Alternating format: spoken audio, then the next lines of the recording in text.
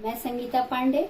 हम अपनी 8वीं कक्षा का पहला पाठ परिमेय तथा अपरिमेय संख्याओं में क्रम संबंध देखने जा रहे हैं। क्रम संबंध ज्ञात करते समय हमें बच्चों कुछ बात पर विशेष ध्यान देना है। ये 3 पॉइंट्स है, इन पर आपको विशेष ध्यान देना है। तो पहला पॉइंट है हमारा, परिमेय संख्या के अंश तथा हर में एक ही संख्या से गुणा करने पर संख्या या उसका मान नहीं बदलता। मान लो कोई संख्या है k, तो हम परिमेय संख्या के अंश में और हर में k से गुणा करते हैं। लेकिन हमें ये याद रखना है कि k बराबर कभी भी 0 नहीं होना चाहिए। दूसरा पॉइंट है हमारा, दो परिमेय संख्याएं a बटा b और c बटा d में यदि a गुणे d छोटा है b गुणे c से, तो a बटा b भी छोटा होगा c बटे d से। यदि a गुणे d बराबर है b गुणे c के, तो a बटा b भी बराबर होगा c बटे d के। यदि a गुणे d बड़ा है b गुणे c के, तो a बटा b भी बड़ा होगा c बटा d के। तीसरा पॉइंट है हमारा, संख्या रेखा पर बाईं तरफ की संख्या सदैव छोटी होती है। ये हमारी संख्या रेखा है। आप जानते हैं बच्चों, संख्या रेखा में मध्य में 0 होता है, बाईं तरफ सारी ऋणात्मक संख्याएं होती हैं और दाईं तरफ सारी धनात्मक संख्या होती है। तो ये हमेशा याद रखिए, आप कहीं भी हैं, 0 पर हो या ऋणात्मक संख्या पर हो या धनात्मक हो, हमेशा दाईं तरफ की संख्या जो होगी वो बड़ी होगी, बाईं तरफ की संख्या छोटी होगी। अब यहाँ पर देखते हैं, 0 से ऋणात्मक संख्या जो है वो सारी की सारी छोटी होती हैं और धनात्मक संख्या से 0 जो है वो छोटा होता है।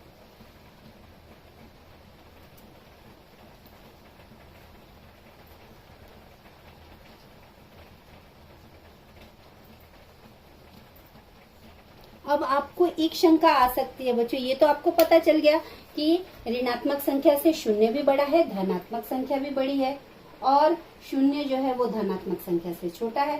लेकिन अगर आपके पास 2 ऋणात्मक संख्या है तो आप कैसे जानेंगे? तो मान लीजिए जैसे यहाँ पर ऋण 3/2 है, यहाँ ऋण 2/2 है, तो इसमें से छोटा कौन सा है? तो यहाँ पर हम देखेंगे बाईं ओर हमारा ऋण 3/2 है, इसलिए ये छोटा होगा ऋण 2/2 से। उसी प्रकार से ऋण 2/2 बाईं तरफ है किसके? ऋण 1/2 के, इसलिए ये ऋण 2/2 छोटा होगा ऋण 1/2 से। तो हम देखते हैं उदाहरण। यहाँ पर मैंने इन उदाहरणों को दोनों ही नियम से हल करने को बताया है। जो आपको आसान लगेगा उससे आप सवालों को हल कर सकते हैं। पहला नियम कहता है कि किसी परिमेय संख्या में अगर किसी समान संख्या से आप अंश में और हर में गुणा करते हैं, लेकिन वो संख्या 0 नहीं होनी चाहिए, तो संख्या का मान नहीं बदलता है। तो आइए हम सवाल देखते हैं। यहाँ मैंने 3 उदाहरण लिए हैं, दोनों ही परिमेय संख्या धनात्मक, एक परिमेय ऋणात्मक, एक धनात्मक और दोनों ही परिमेय संख्याएं ऋणात्मक। यहाँ पर देखिए, अगर हमें परिमेय संख्याओं की तुलना करनी है तो हमें उनके हर को समान बनाना पड़ेगा।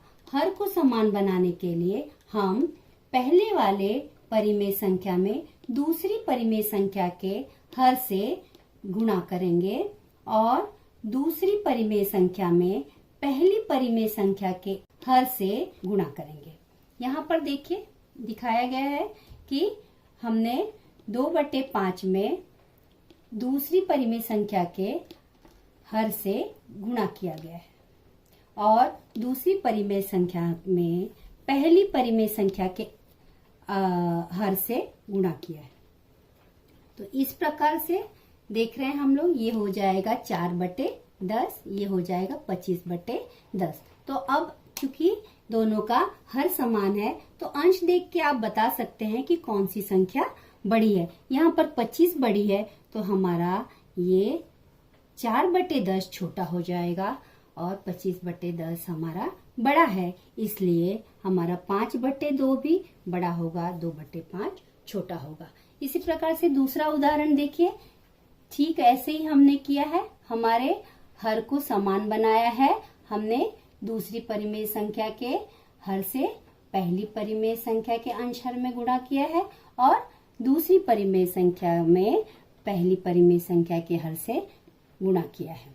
यहाँ पर आता है हमारा ऋण 4/10 और यहाँ पर आता है 25/10। आप जानते हैं कि ऋणात्मक संख्याएं जो संख्या रेखा में बाईं तरफ आती हैं, तो ऋणात्मक संख्याएं हमेशा ही धनात्मक संख्या से छोटी होती हैं। तो ये इसका चिन्ह इस प्रकार से बनेगा।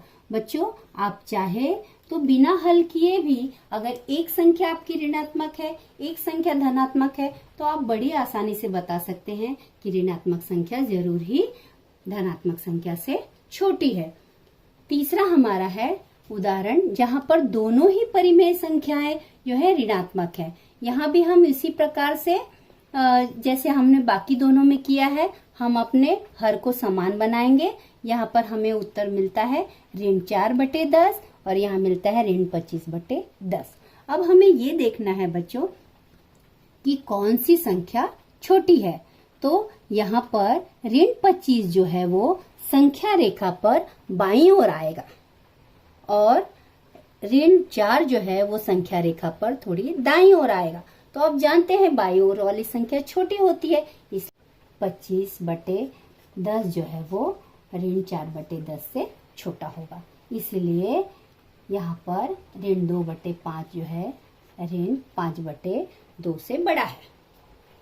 अब देखते हैं हम दूसरा नियम। पहला नियम आपने देखा, दूसरा नियम हमारा कहता है यदि a गुणे d जो है वो छोटा है b गुणे c से, तो a/b छोटा होगा c/d से। यदि a गुणे d बराबर है b गुणे c से, तो a/b बराबर होगा c/d के।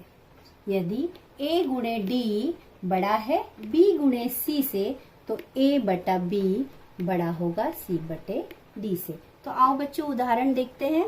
यहाँ पर उदाहरण है हमारा, दोनों ही परिमेय संख्या धनात्मक है, 2/5 और 5/2। इसमें 2/5 a/b है, यानी कि 2a है, यहाँ 5b है और यहाँ 5/2 अर्थात c/d, यानी c जो है 5 है और d जो है वो 2 है। तो अब हम ये नियम लगाते हैं, a गुणे d मतलब क्या होगा बच्चों, a गुणे d का मतलब हमें लिखना पड़ेगा 2 गुणे 2 और b गुणे c मतलब हम लिखेंगे इसको 5 गुणे 5।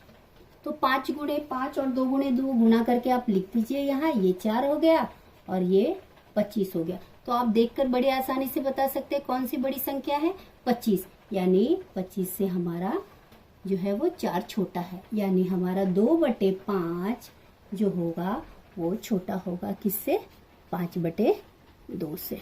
उसी तरह से चलते हैं, ये दूसरा देखिए, यहाँ भी वैसे ही करेंगे हम, a का गुणा d से करेंगे यानी ऋण 2 गुणे 2 और b का गुणा हम c से करेंगे यानी 5 गुणे 5। तो ये हो जाएगा ऋण 4 और ये होगा 25। तो आप जानते हैं धनात्मक संख्याएं ऋणात्मक संख्या से बड़ी होती है, इसलिए हमारी 25 जो है वो ऋण 4 से बड़ी है। इसलिए ऋण 2/5 छोटा होगा 5/2 से।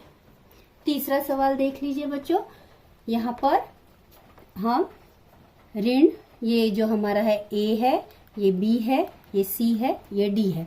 तो हम ऋण 2 का गुणा करते हैं 2 से और यहाँ पर 5 का गुणा करेंगे ऋण 5 से, तो ये हो जाएगा हमारा ऋण 4 और ये हो जाएगा हमारा ऋण 25। अब आप जानते हो कि ऋण 25 जो है वो संख्या रेखा में एकदम बाईं तरफ आएगा, इसलिए ऋण 25 छोटी है और ऋण 4 जो है वो संख्या रेखा में ऋणात्मक ही लेकिन दाईं ओर आएगा, इसलिए ये बड़ी हुई। तो यहाँ पर ये चिन्ह लगेगा, हमारा ऋण 25 जो है वो छोटा है ऋण 4 से, इसलिए ऋण 2/5, 2/5 भी बड़ा होगा हमारा ऋण 5/2 से। को जो भी नियम आपको अच्छी तरह से समझ में आया हो उस नियम से आप प्रश्न संग्रह 1.2 हल कर सकते हैं। थैंक यू बच्चों।